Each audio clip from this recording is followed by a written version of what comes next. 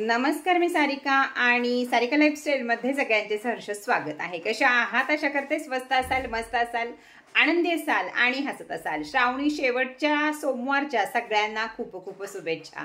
तर आपण आज खूप साऱ्या ऑफर ठेवल्या आहेत, तर त्या ऑफरचा जरूर फायदा घ्या। नितिका क्रिस्टल जरूर घ्या। बाकी सगळे व्हिडिओ आणि हे सगळं व्यवस्थित बघा, स्टेटस बघा वरती दिलेल्या नंबरवरती। तर चला, आज श्रावणी सोमवार आपण करूया महादेवांची पूजा। महादेवांना सगळ्यात प्रिय काय आहे किंवा महादेव राहतात कुठं? तर कैलासावर। कैलासावर काय आहे? तर बर्फ। आपल्याला कधी जायला मिळणार आहे कैलासावर किंवा मिळणारच नाहीये हे आपल्याला माहित नाहीये। तर बर्फाच्या शिवलिंगाची पूजा करून आपण इथंच कैलासाचा आनंद घेऊया किंवा अमरनाथचा आनंद घेऊया। तर चला, करूया आपण आज शेवटच्या सोमवारची महादेवांच्या बर्फाच्या शिवलिंगाची पूजा। तर हे बघा, बर्फाचं शिवलिंग तयार करून घेतलेलं आहे। किती सुंदर दिसत आहे की साक्षात आपल्याला अमरनाथची पिंड किंवा अमरनाथचे महादेवांचं जे तयार होतं तसं झालेलं दिसत आहे। त्यामध्ये आधीच बेल घातल्यामुळं किंवा गुलाब पाकळ्या घातल्यामुळं आणखीनच त्याला सुंदर असं रूप आलेलं आहे। तर चला, ओम नमः शिवायच्या जपानं सुरुवात करूया आपण आजच्या आपल्या पूजेला। तर सगळ्यात पहिल्यांदा आपल्याला करावा लागणार आहे तो म्हणजे महादेवांचा संपूर्ण अभिषेक तो आपण करणार आहोत। त्यावेळी तुम्ही महादेवांचे कोणतीही स्तोत्र मंत्र काहीही म्हणू शकता। मी जप करत आहे ओम नमः शिवायचा। तर चला, पहिल्यांदा आपण पाणी अर्पण करून घेऊया किंवा जलार्पण करून घेऊया, जलाभिषेक करून घेऊया। ओम नमः शिवाय, ओम नमः शिवाय, ओम नमः शिवाय, ओम नमः शिवाय। तर सगळ्यात महत्त्वाचा अभिषेक असतो महादेवांना पाण्याचा, कारण सांगितलं जातं की त्यांच्या कंठाची जे विषप्राशन केलं आहे त्यांनी, त्याची त्यांच्या कंठामध्ये आग होत असते। त्यामुळे सगळ्यात प्रिय आहे त्यांना गार पाण्याचा अभिषेक आणि तोच आपण इथं करत आहोत। त्यानंतर पंचामृत अभिषेक हा श्रावणी सगळ्या सोमवारसाठी अतिशय महत्त्वाचा आहे। तर त्यानंतर आपण करत आहोत दुधाचा अभिषेक आणि करत आहोत जप आपण ओम नमः शिवाय, ओम नमः शिवाय, ओम नमः शिवाय, ओम नमः शिवाय। त्यानंतर आपण पंचामृतातला प्रत्येक वेगळा वेगळा, म्हणजे सगळेजण हे पंचभूताशी जुळलेले तत्व असतात आणि तेच महादेवाच्या अभिषेकांना वापरले जातात। त्यानंतर करत आहोत आपण दह्याचा अभिषेक। ओम नमः शिवाय, ओम नमः शिवाय, ओम नमः शिवाय, ओम नमः शिवाय, ओम नमः शिवाय, ओम नमः शिवाय। दह्यानंतर येतं आपल्याला ते म्हणजे तूप। तर आपण तुपाचा सुद्धा अभिषेक करत आहोत, पंचामृतात सुद्धा घालू शकतो आणि असा सुद्धा करू शकतो। ओम नमः शिवाय, ओम नमः शिवाय, ओम नमः शिवाय। आता त्यानंतर येती वेळ ती म्हणजे मधाची।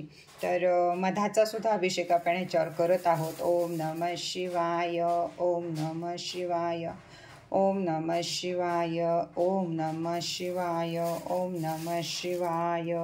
आणि शेवट येते ती म्हणजे आपल्याकडं साखर आणि शर्करा, त्याचाही अभिषेक आपल्याला महादेवांवर करायचा आहे।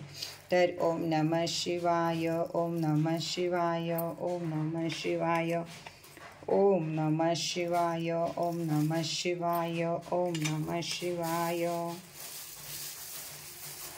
आणि या सगळ्यानंतर आपण महादेवांना थोडंसं अत्तर लावून एक फूल अर्पण करायचं आहे आणि त्याच्यानंतर त्यांचा पूर्ण अभिषेक होणार, तो पाण्यानं तो अभिषेक करायचा आणि आपल्याला मग बाकीच्या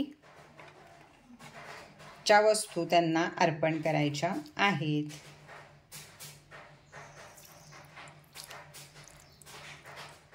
जसं आपण शिवलिंग पूर्णपणे नंतर सगळा अभिषेक झाल्यावर पाण्यानं धुवून घेतो, त्याचप्रमाणे आपण ह्याच्यावर पाणी अर्पण करून घ्यायचं आहे।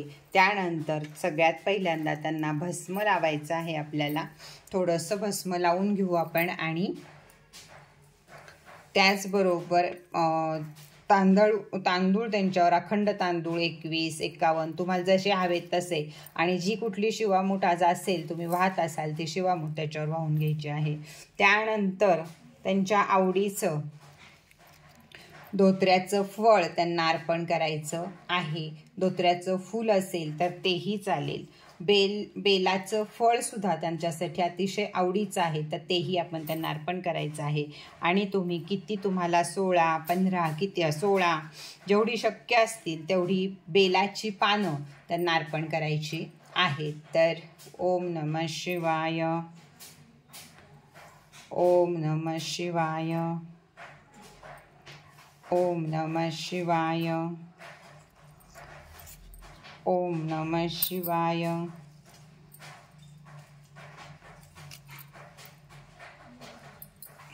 ओम नमः शिवाय, ओम नमः शिवाय. तर या प्रकारे महादेवांना आपल्याला जेवढी 108, 16 किती पानं आपल्याकडे उपलब्ध असतील तेवढी पानं वाहून घ्यायची आहेत. आणि त्यानंतर मग त्यांना आपण जी फुलं त्यांना आवडतात ती, किंवा मग गुलाबाचा पाकळ्यांचा सुद्धा तुम्ही त्यांना हे करू शकता. पांढरी फुलं असतील तुमच्याकडं तर पांढरी फुलं वाहू शकता. या प्रकारे आपण त्यांचा संपूर्ण अभिषेक करू शकतो. आणि गेज वस्त्र घालू शकतो, बिना हळदी कुंकाचं पांढरं गेज वस्त्र घालू शकतो. त्यानंतर ज्यावेळी आता हे सर्व विरघळून जातील, महादेव विरघळून जातील, त्यावेळी त्यांचं संपूर्ण आपल्या घरामध्ये त्यातल्याच बेलाच्या पानानं सगळीकडं त्या तीर्थ हे आपल्याला शिंपडायचं आहे. त्यामुळं महादेवांची कृपा आपल्यावर राहील. आणि तुम्हाला माहीत आहे की देवांचे देव महादेव आहेत, त्याच्यामुळं मृत्युंजय म्हणा त्यांना, किंवा कुठलंही रूप घेतलं भैरवाचं तरी सगळ्या बाजूनी संरक्षण करणारे हे महादेव, त्यांच्या या जलामध्ये जी ताकद आहे ती ताकदीमुळे आपल्या घरामध्ये कोणतीही निगेटिव्ह ऊर्जा येणार नाही, आपल्या आयुष्यामध्ये कोणती निगेटिव्ह ऊर्जा येणार नाही. तर या प्रकारे मस्तपैकी तुम्ही पूजा करा. संपूर्ण बर्फ वितळून गेल्यावर त्यातल्या जे आपल्याला तीर्थ घराच्या कोपऱ्यात शिंपडायचं आहे ते तुम्ही शिंपडू शकता. आणि बाकी सगळं तुम्ही कोणत्याही झाडामध्ये, तुळस सोडून कोणत्याही झाडामध्ये अर्पण करू शकता. आपल्याच घरातल्या झाडामध्ये करा, पूर्णपणे उद्या सकाळी केलं तरीही चालेल, पण आपल्या घरातल्या कोणत्याही झाडामध्ये आपण ह्याची उत्तर पूजा करू शकतो. तर चला, धूप, दीप, कापूर आरती या सगळ्यांनी नंतर त्यांना महादेवांची आरती करायची आहे, धूपदीप ओवाळायचा आहे.